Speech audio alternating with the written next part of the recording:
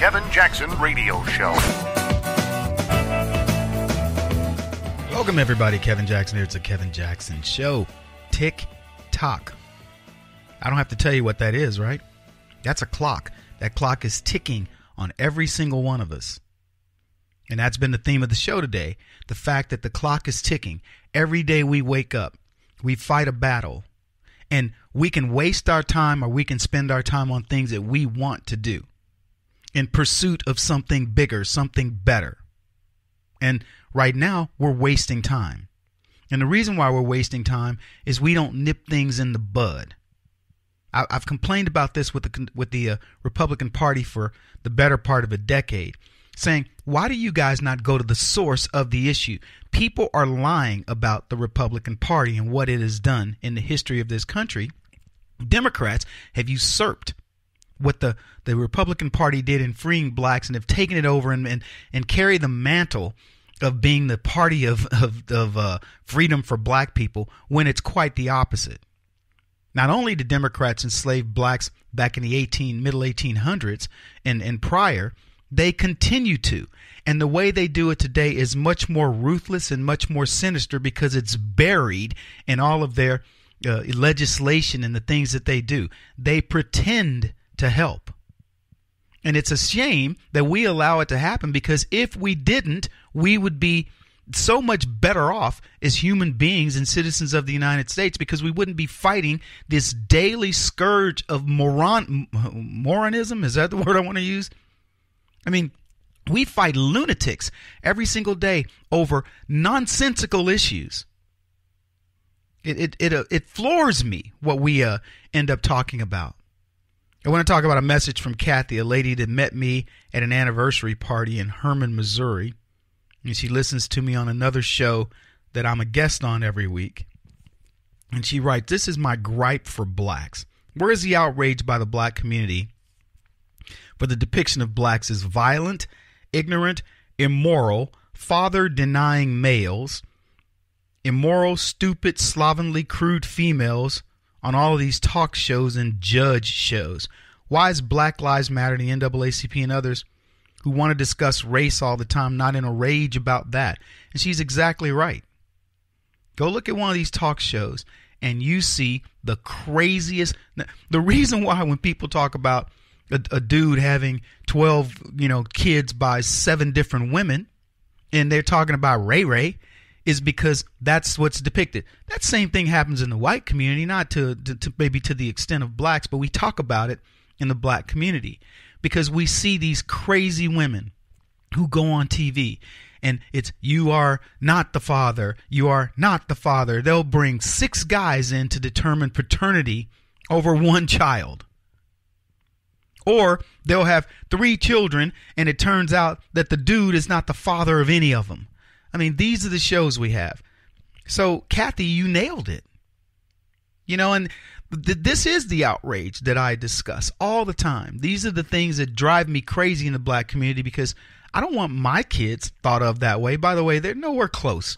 And to be honest with you, I don't think about what is happening in the black community in the sense of, well, Kevin, if you get pulled over by a cop, you're going to have the same thing. I get it. And so I comply, I behave, I show decorum, I show respect for the police. And that's my small way of helping.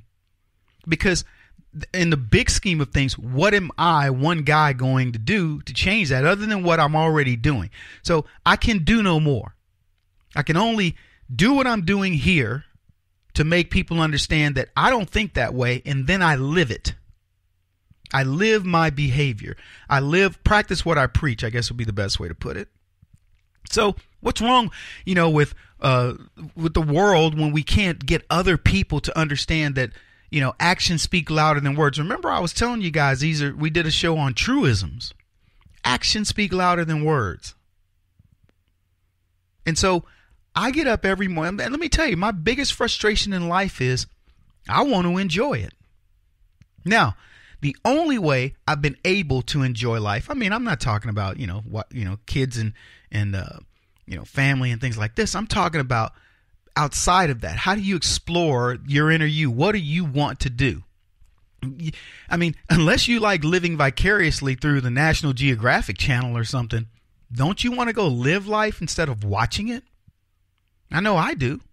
So if the idea for me is to go and hike the Himalayas, then I don't want to watch it. I want to go do it. But you can't do it if you're spending all your time trying to save humanity. Now, I'm not trying to put it all on my shoulders. I mean, there are many others fighting the good fight. But we've got to what I'm trying to get you guys to understand is that when we collectively pool our resources, do the Vulcan mind meld, and we all put our information, our stuff together, we become strong enough to where we can push back the scourge of leftism, progressivism, to the point where life can continue in a normal fashion. I don't want to spend the next whatever number of years the good Lord's giving me to wake up every day fighting nonsense, going against the grain of, I mean, I'm happy to go against the grain of these idiots, but I'm saying I want to flow with something that makes sense. I want to flow with a nation that understands that the wealth should be in the hands of its populace, not in the hands of bureaucrats, not in the hands of a very powerful few who are trying to pull the levers of things and have no concern for fellow man. Look, if you go out and you earn your wealth and you decide you're going to go out, you're going to have businesses and help people with charities and with your charitable efforts and things like that, congratulations. But if you're a George Soros who is just manipulating world governments, I don't understand you. It drives me crazy. Anyway, we got a lot to talk about today. Obamacare's in the news. And they've shifted the subject away from the important things over the weekend.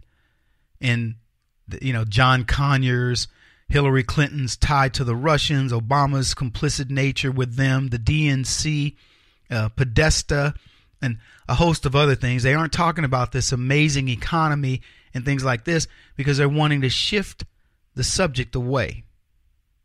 They want us talking about petty issues like Piegate for Sarah Sanders. I'm not discussing Piegate. Did she really make the pie? Was she trying to poison him? Well, I don't even know what the subject was about. I just thought, this is crazy. There are too many other things we need to be talking about, and we will. This is the Kevin Jackson Radio Show. Do you owe back taxes to the IRS or state? The secret to avoiding the IRS nightmare is to seek professional representation. My friends at Security Tax Associates provide the most cost-effective and ethical representation in the industry while helping to avoid seizures, levies, and wage garnishments. Security Tax Associates is here to ensure that the appropriate steps are taken to permanently eliminate any possibility of future tax burdens once and for all. For a free, no-obligation consultation, contact Security Tax Associates, 844-779-4177. That's 844-779-4177. 844-779-4177. Or visit them at securitytaxassociates.com.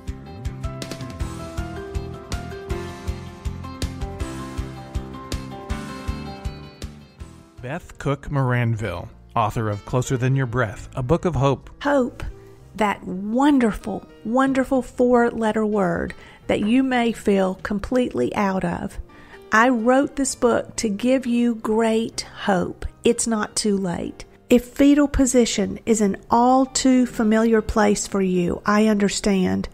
If the next 60 seconds are too long, this book is for you. Wherever you are right now, whether you're dealing with divorce or death or sickness, take hope. You are going to make it through this pain. Don't roll your eyes.